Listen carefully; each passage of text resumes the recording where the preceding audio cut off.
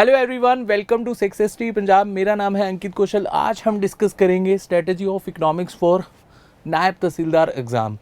अब देखिए, इस चैनल पर हम सभी सब्जेक्ट काफ़ी डिटेल में आपको पढ़ाते हैं। आपसे इकोनॉमिक्स के भी सेशन आपको देखने को मिलेंगे और इकोनॉमिक्स को लेकर आप सबके जो डाउट्स हैं, क्वेरीज हमें देखने को मिलती हैं और उसी के रिगार्डिंग आज से हम यहाँ पर इकोनॉमिक्स भी काफ़ी डिटेल में कवर करेंगे।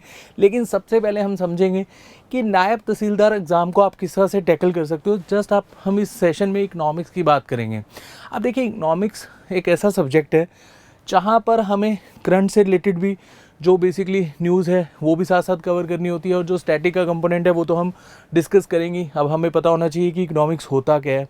अब जैसे इन्फ्लेशन हम लोग सुनते हैं और न्यूज़ में भी आर्टिकल आते रहते हैं, तो उसके रिगार्डिंग भी हमें बहुत सारे डाउट्स रहते हैं। जैसे कुछ न्यू टर्म हमें देखने को मिलती है।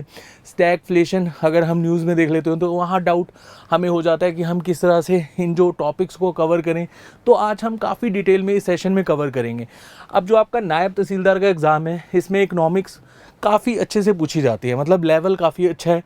तो अगर आप नायब तहसीलदार के एग्ज़ाम के पॉइंट ऑफ व्यू से इकोनॉमिक्स कर लेते हैं तो डेफिनेटली आपके जो अदर एग्ज़ाम्स हैं वो भी आप बहुत ही ईजिली उनको टैकल कर पाओगे और इकोनॉमिक्स उन एग्ज़ाम्स में काफ़ी अच्छे से आप क्वेश्चंस अटैम्प्ट कर पाओगे इकोनॉमिक्स के।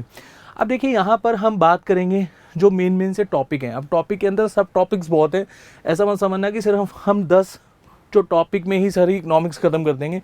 इकोनॉमिक्स बहुत वाइड है, लेकिन इसको कवर कैसे करना है वो हम इस सेशन में जानेंगे। जैसे आपका जो पहला टॉपिक है इकोनॉमिक एंड ओवरव्यू। अब यहाँ पर सबसे बड़ा डाउट क्या होता है कि सर हमारा इकोनॉमिक बैकग्राउंड नहीं है तो हम इकोनॉमिक्स को अच्छा कैसा करें, हमें इकोनॉमिक्स समझ नहीं आती। देखो, इकोनॉमिक्स एक प्रैक्टिकल अप्रोच के अकॉर्डिंगली हम समझ सकते हैं और बहुत इजी अगर आप समझोगे तो डेफिनेटली आप एग्ज़ाम में क्वेश्चन भी बहुत इजीली अटैम्प्ट कर पाओगे। आपको कुछ भी क्रैम करने की ज़रूरत नहीं है। जैसे अदर सब्जेक्ट में हम देखते हैं ना कि हमें क्रैम करने की ज़रूरत पड़ती है, रट्टा लाउन की लोड़ पैंदी है। ਇਹਦੇ ਵਿੱਚ कुछ करन की लोड़ नहीं है, जस्ट तुसीं समझना है। ਉਹ ਤੋਂ ਬਾਅਦ ਤੁਹਾਡੇ अपने आप नंबर इकोनॉमिक्स ਦੇ ਵਿੱਚ आने शुरू हो जाएंगे। ਹੁਣ ਜਿਹੜਾ पहला टॉपिक है इकोनॉमिक एंड ओवरव्यू, इसमें हम क्या क्या कवर करेंगे मैं आपको बता देता हूँ। जैसे सबसे पहले हमें पता होना चाहिए माइक्रो इकोनॉमिक्स और मैक्रो इकोनॉमिक्स क्या होती है। उसके बाद लॉ ऑफ डिमांड है। अब लॉ ऑफ डिमांड में भी हमें क्वेश्चंस देखने को मिलते हैं, जैसे गिवन गुड से क्वेश्चन आ जाता है। तो काफ़ी डिटेल में हम जो फर्स्ट है हमारा कंपोनेंट उसको कवर करेंगे और इसमें भी हमारे 5 to 6 सब टॉपिक्स हैं, तो उनको हम काफ़ी डिटेल में डिस्कस करेंगे। और देन जैसे बैंकिंग सिस्टम इन इंडिया है, या अगर हम फर्स्ट कंपोनेंट की बात करें तो इलास्टिसिटी के ऊपर क्वेश्चन आ जाता है, तो वो भी हम फर्स्ट जो कंपोनेंट है उसमें ही कवर करेंगे। और जो हमारा सेकंड है बैंकिंग सिस्टम है इंडिया। अब देखिए, बैंकिंग सिस्टम में बहुत सारे हमारे सब टॉपिक्स हैं। जैसे मैं आपको समझाता हूँ। पहले तो हमें आरबीआई के बारे में ही पता होना चाहिए। अब आरबीआई के बारे में अगर आप जानना चाहते हैं तो आपको पहले आरबीआई की साइट पर विज़िट करना होगा और आरबीआई की जो अपनी गाइडलाइंस है, आरबीआई किस तरह से वर्क करता है। आरबीआई एक तरह से आप ऐसे ही कह सकते हो सभी बैंक को डील करके चलता है, मतलब सभी बैंक का एक तरह से आप कंसीडर कर सकते हो फादर है ना। तो यहाँ पर हमें काफ़ी डिटेल में समझना होता है। अब एग्ज़ाम के पॉइंट ऑफ व्यू से हमें कितना कवर करना है ये हमें नहीं पता होता, तो वो हम डिस्कस करेंगे।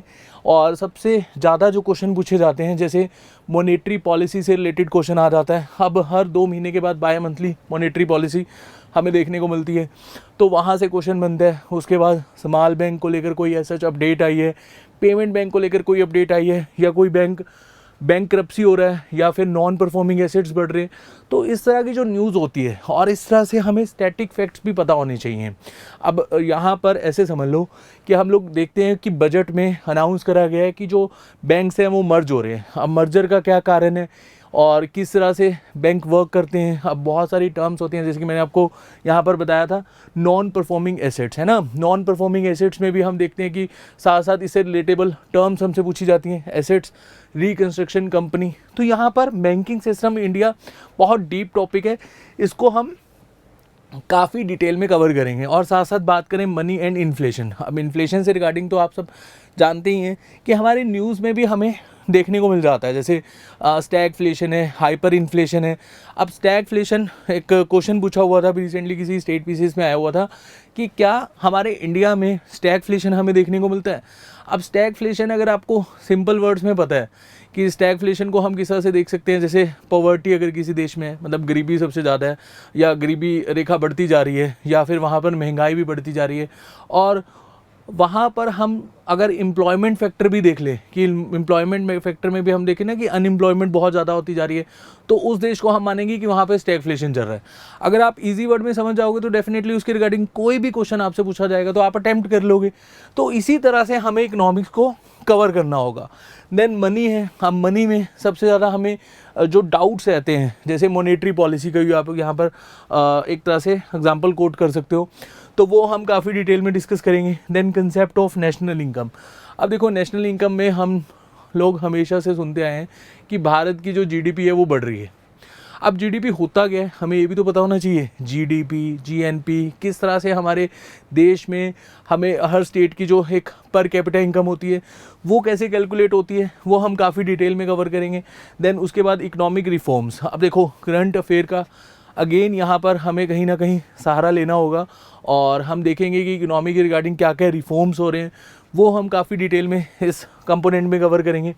उसके बाद है इंडियन फाइनेंशियल मार्केट। अब इंडियन फाइनेंशियल मार्केट, यहाँ पर बहुत सारे टॉपिक्स इसके साथ जुड़ जाते हैं फाइनेंशियल मार्केट के साथ, और ये अपने आप में कम से कम 6-7 टॉपिक्स का एक कंपोनेंट है और इसको भी काफ़ी डिटेल में हम कवर करेंगे। देन उसके बाद इंडियन टैक्सेशन सिस्टम, और टैक्सेशन के बारे में आपको पता होना चाहिए, जैसे अभी टैक्सेशन रिफॉर्म्स भी हुए थे रिसेंटली 2016 में, जीएसटी, तो वो आपको काफ़ी डिटेल में पता होना चाहिए। देन उसके बाद बात करें इंटरनेशनल ऑर्गेनाइजेशन।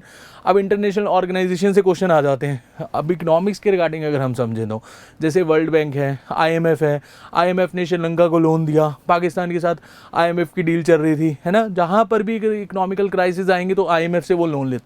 अब आईएमएफ लोन क्यों देता है, इस तरह के क्वेश्चन हमसे पूछे जाते हैं।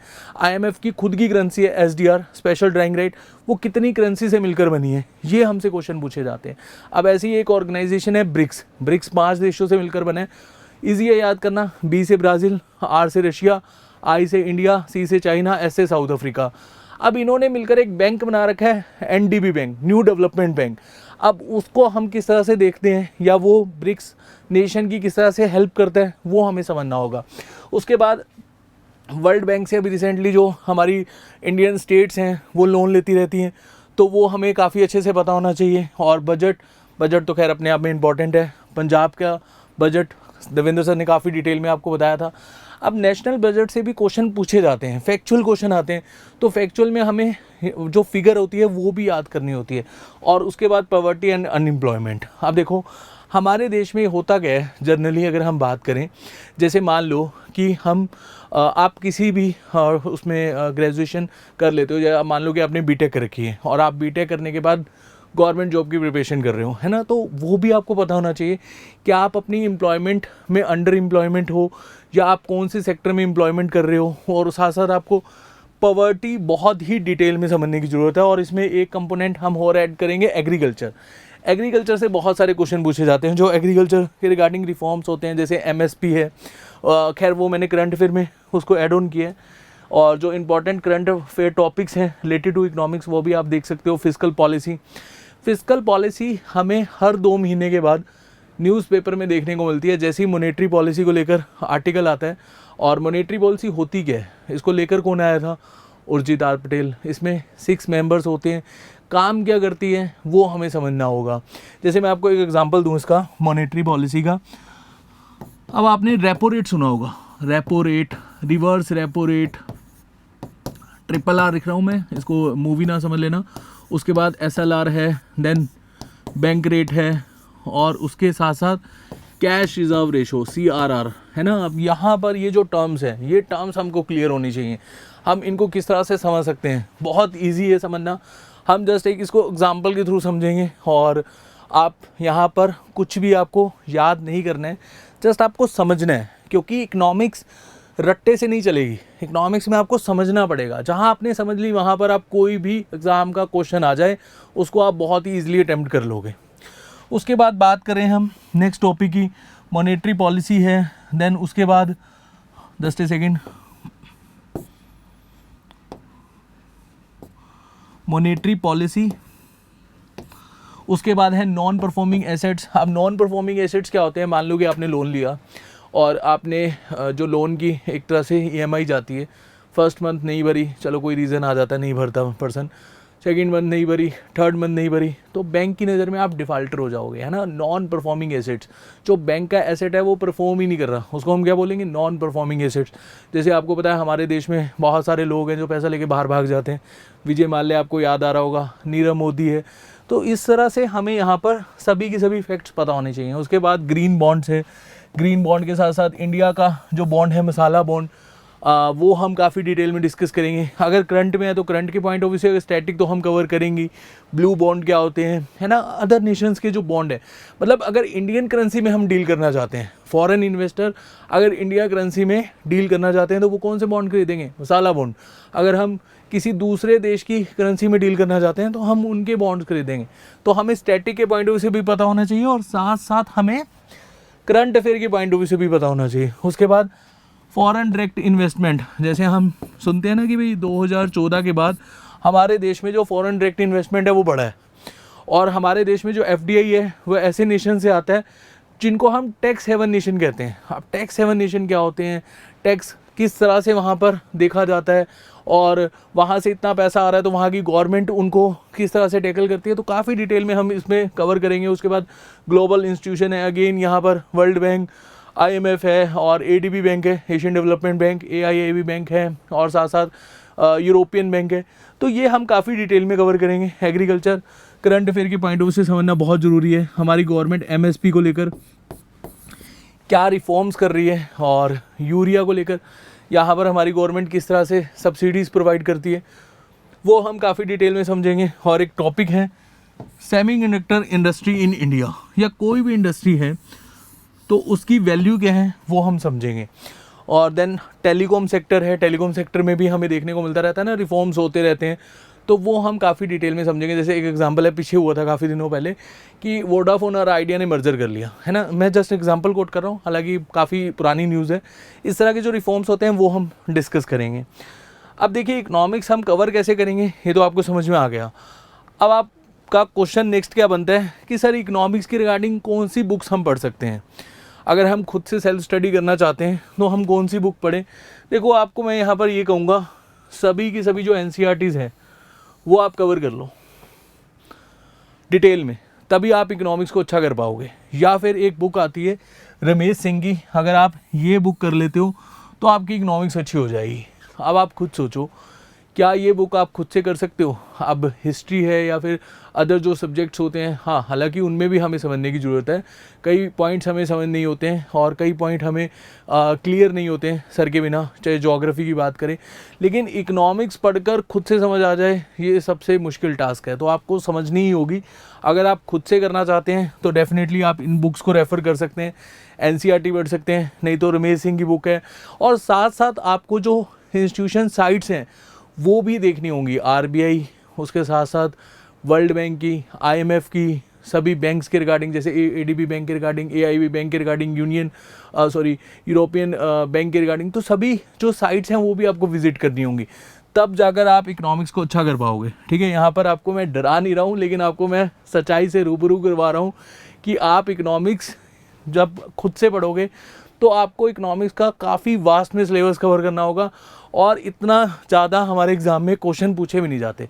ठीक है, अगर हम यहाँ पर बिल्कुल स्ट्रेट फॉरवर्ड बात करें, 4 से 5 क्वेश्चन आते हैं, लेकिन हम कोई भी कंपोनेंट यहाँ पर मिस नहीं कर सकते। अगर आपको कि सर इकोनॉमिक्स को हम छोड़ ही देते हैं, अगर 4 से 5 क्वेश्चन आते हैं, एक एक नंबर के पीछे आपको पता है फ़ाइट कितनी है हमारे देश में अभी के लिए। अगर हम देखें वैकेंसीज़, अगर हम स्टेट की बात करें, नायब तहसीलदार तो चलो स्टेट का एग्ज़ाम है, वैकेंसीज़ बहुत कम है। कहाँ कहाँ तक हम कौन कौन से सब्जेक्ट को छोड़ेंगे, और वहाँ से अगर मान लो क्वेश्चन आ गया और 1 नंबर से हम रह गए, तो वहाँ पर हम खुद को या फिर कौन से सब्जेक्ट को यहाँ पर कहीं ना कहीं एक तरह से उनका दोष निकाल लेंगे। तो हमें हर सब्जेक्ट को कंसीडर करना ही होगा, हमें कोई भी सब्जेक्ट हम छोड़ नहीं सकते, है ना। अब एक एक नंबर पे 15-15 रैंक पीछे चला जाता है, तो आप खुद समझो कोई सब्जेक्ट को आप छोड़ सकते हो। अब स्टैटिक जीके आपका यहाँ पर मिस हो रहा था, स्टैटिक जीके में आपको प्रॉब्लम आती थी, स्टैटिक जीके के रिगार्डिंग भी हम क्लासेस लेकर आए हैं, तो वो कंपोनेंट भी आपका अच्छा हो जाएगा, है ना। इसी तरह से इकोनॉमिक्स को भी हम अच्छा करेंगे, इसके भी क्वेश्चन हम डिस्कस करेंगे वीकली बेसिस पर, और उसके बाद इकोनॉमिक्स आप बहुत ही अच्छे से अपना एक तरह से एग्ज़ाम में टैकल कर पाओगे। लेकिन अगर आप इकोनॉमिक्स को अच्छा करना चाहते हो तो आप उसको किस तरह से कर सकते हो और हम आपको किस तरह से करवाएंगे। अब क्वेश्चंस तो मैं आपको करवा दूंगा जैसे कि मैंने आपको बताया, लेकिन हमें अगर टॉपिक्स को समझना है तो अभी रिसेंटली आपको पता है नायब तहसीलदार का क्रैश कोर्स हमने लॉन्च करा है। देवेंद्र सर ने आपको सभी के सभी कंपोनेंट्स काफ़ी डिटेल में समझाए हैं कि कौन कौन से सब्जेक्ट हम किस तरह से कवर करेंगे। देखो एग्ज़ाम में ज़रूरी क्या होता है कि जितना एग्ज़ाम में आना होता है हमें उतना ही पढ़ना है। हमें कोई ऐसा पीएचडी तो नहीं करनी हर सब्जेक्ट में, ना ही हमें पंडित बनना। हर सब्जेक्ट हमें आना चाहिए कि हमें हिस्ट्री सारा पता हो, कोई पूछ ले कि कौन सा बार कब हुआ था हम पूरी डिटेल लेकर बैठ के, ऐसी इकोनॉमिक्स में हमें कुछ भी पूछ ले तो हम बता दें, है ना। तो इस तरह से हमें किसी भी सब्जेक्ट में पीएचडी नहीं करनी। जब बजट आता है ना तो हम देखते हैं कि हमारे देश में सारी पीएचडी स्कॉलर बनकर आ जाते हैं कि देश का बजट अच्छा नहीं आया। बट चलो एक फ़नी थिंग है जो हम अपने देश में देखते हैं, या स्टेट का बजट जब भी आता है, लेकिन हमें अपने सब्जेक्ट को सिर्फ और सिर्फ एग्ज़ाम पॉइंट ऑफ व्यू से पढ़ना है, इससे ज़्यादा नहीं पढ़ना। तो एग्ज़ाम पॉइंट ऑफ व्यू से हमें कितना पढ़ना है वो हम आपको बताएंगे। ये जो नायब तहसीलदार का क्रैश कोर्स है इसमें आप सभी के सभी सब्जेक्ट्स जो हैं वो आपको वेल एजुकेटेड और वेल एक्सपीरियंस टीचर पढ़ाएंगे। सभी टीचर्स को आप जानते भी हो, सभी के सेशंस भी देखते हो आप, जैसे हरजीत मैम है जो आपको रीजनिंग पढ़ाते हैं, अंतरप्रीत सर तो आप सब डेफिनेटली जानते ही हो, मैथ के ये एक तरह के रामानुजन हैं, और then Pawan sir history and polity के मास्टर, उसके बाद गौरव सर हैं इंग्लिश आपको पढ़ाते हैं, और उसके बाद जसकरण सर से आप डेली करंट अफेयर पढ़ते हो, देवेंद्र सर पंजाब जी के और ज्योग्राफी के बादशाह, and then Rahul Singla sir ये आपको एनवायरनमेंट पढ़ाएंगे। साइंस एंड टेक आपको सुरभि मैम पढ़ाएंगे, और इकोनॉमिक्स और स्टैटिक जीके मैं पढ़ाऊंगा, और मेरा नाम आप जानते ही हैं अंकित। अब देखिए यहाँ पर जो क्रैश कोर्स लॉन्च करा है इसकी जो फीस रखी है बहुत ही मिनिमम है, 1799। इन्ना का तो असी पार्टी दे खर्च दिन्ने आ, ये तो कुछ भी नहीं है ना। तो असी करना की है, हमारे को यहाँ पर एक जॉब चाहिए। जॉब सिक्योरिटी के लिए हमें एक तरह से उतना ही पढ़ना है जितना हमारे लिए सफिशेंट है। मैं फिर कहूँगा आप पंडित नहीं बनना, आप पीएचडी नहीं करनी किसी भी सब्जेक्ट ਦੇ ਵਿੱਚ। ਸਾਨੂੰ ਹਿਸਟਰੀ ਇੰਨੀ ਨਹੀਂ ਆਣੀ ਚਾਹੀਦੀ ਵੀ ਅਸੀਂ ਹੁਣ ਲੋਕਾਂ ਨੂੰ ਕਹੀਏ ਸਾਡੇ ਤੋਂ ਪੁੱਛੋ ਬਈ ਕਿਹੜਾ ਵਾਰ ਕਦ ਹੋਇਆ ਸੀ, ਜਾਂ ਜੀਓਗ੍ਰਾਫੀ ਦੇ ਵਿੱਚ ਆਪਾਂ ਲੈ ਕੇ ਬਹਿ ਜਾਈਏ ਵੀ ਅਰਥ ਦਾ ਕਿਹੜਾ ਕਿਹੜਾ ਪਾਰਟ ਹੈ ਕੀ ਹੈ। ਕੁਝ ਨਹੀਂ ਕਰਨਾ ਸਾਨੂੰ, ਅਸੀਂ ਜਸਟ ਪੜ੍ਹਨਾ ਹੈ ਪੇਪਰ ਕਲੀਅਰ ਕਰਨ ਵਾਸਤੇ। ਤੇ ਇਕਨੋਮਿਕਸ ਕਿੱਦਾਂ ਕਿੱਦਾਂ ਕਰਨੀ ਹੈ ਮੈਂ ਤੁਹਾਨੂੰ ਦੱਸਤੀ। ਹੁਣ ਤੁਹਾਨੂੰ ਪਤਾ ਹੀ ਹੈ ਜਿਹੜੇ ਸੈਸ਼ਨ ਚੱਲਣਗੇ ਮੈਂ ਇੱਕ ਵਾਰੀ ਦੱਸ ਦੇਣਾ, ਵੈਸੇ ਦਵਿੰਦਰ ਸਰ ਨੇ ਕਾफ़ी डिटेल 'ਚ एक्सप्लेन ਕੀਤਾ ਸੀਗਾ। अब यहाँ पर जो लाइव एंड रिकॉर्डेड क्लासेस आपको देखने को मिलेंगी, मान लो कि अगर आप लाइव नहीं लगा पाते, आप जॉब पर बिज़ी हो या कोई ऐसा वर्क में बिज़ी हो, तो उसके बाद आप हमारे रिकॉर्डेड सैशनस भी देख सकते हो, जिन्नी मर्जी बार देखो कोई चक्कर नहीं, बस ਤੁਹਾਨੂੰ याद होना चाहिए। वो तो बाद एक्सपर्ट फैकल्टी ਤੁਹਾਨੂੰ पढ़ा रही है जिदा मैं एक्सप्लेन किया। दैन टेस्ट सीरीज़ आपको देखने को मिलेगी, टेस्ट सीरीज़ इसी में इंक्लूडेड है। अब देखो 1799 में आपको टेस्ट सीरीज़ भी मिल रही है, और जो सभी टीचर्स के क्लास नोट्स हैं वो भी आपको इसी पूरे के पूरे कोर्स में मिल जाएंगे। उसके बाद अगर हम बात करें, वीकली डाउट सेशन है, सभी फैकल्टीज़ आपके जो डाउट्स हैं उसके रिगार्डिंग वीकली सेशंस आपको दिए जाएंगे। और देन उसके बाद क्लास नोट्स एंड पीडीएफ मैं आपको बता ही चुका हूँ 1799 में इंक्लूडेड है। कोई हिडन चार्जेस नहीं, कोई आपको एक्स्ट्रा पेमेंट नहीं करनी, आपको जस्ट 1799 पे करना है। और उसके बाद डेफिनेटली आप नायब तहसीलदार का एग्ज़ाम क्लियर कर सकते हो। आपको यहाँ पर जो भी सब्जेक्ट से जितने भी क्वेश्चंस आपके बनते हैं वो आपको करवा दिए जाएंगे। बस आपने एक यहाँ पर हमसे प्रॉमिस करना है, जो भी सेशन हम आपको दे रहे हैं, जो क्लास नोट्स दे रहे हैं और जो टेस्ट आपको प्रोवाइड करवाए जा रहे हैं, जो भी आपको पीडीएफ जा रही है वो आपने दिल से करनी है, और फिर आपकी जॉब डेफिनेटली आपके पास होगी। और देन उसके बाद अगर हम देखें स्लोट्स आप देख सकते हो, पहली क्लास जोग्राफी की है दविंदर सर की, एक हफ्ते ਦੇ ਵਿੱਚ मेन ਜਿਹੜੇ टॉपिक ने सर ਤੁਹਾਨੂੰ कवर करा देंगे, जूम दे और लाइव क्लास चलेगी।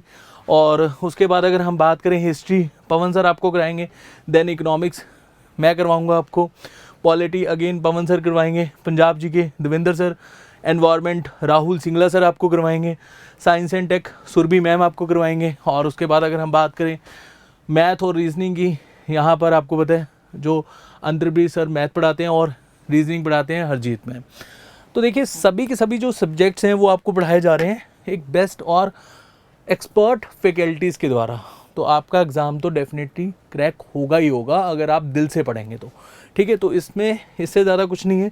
बाकी इकोनॉमिक्स के क्वेश्चन हम यूट्यूब पे कवर करेंगे, और साथ साथ जो टॉपिक्स हैं और टॉपिक के साथ साथ जो क्वेश्चंस बनेंगे वो हम नायब तहसीलदार के एग्ज़ाम में भी कवर करेंगे। और जो मेरे को लगेगा कि हाँ बेस्ट 100 और या फिर 1000 क्वेश्चन हो सकते हैं आपके एग्ज़ाम के लिए, उसका एक कंपाइलेशन भी मैं आपको दूंगा। और अगर वो क्वेश्चन आपको समझ नहीं आएगा तो वीकली डाउट्स तो आपके पास ये ऑप्शन तो अवेलेबल है ही। आप वीकली डाउट्स में मेरे से समझ सकते हैं कि सर ये क्वेश्चन समझ नहीं आया, इस क्वेश्चन को समझा दो, देन वो क्वेश्चन को भी हम कर लेंगे।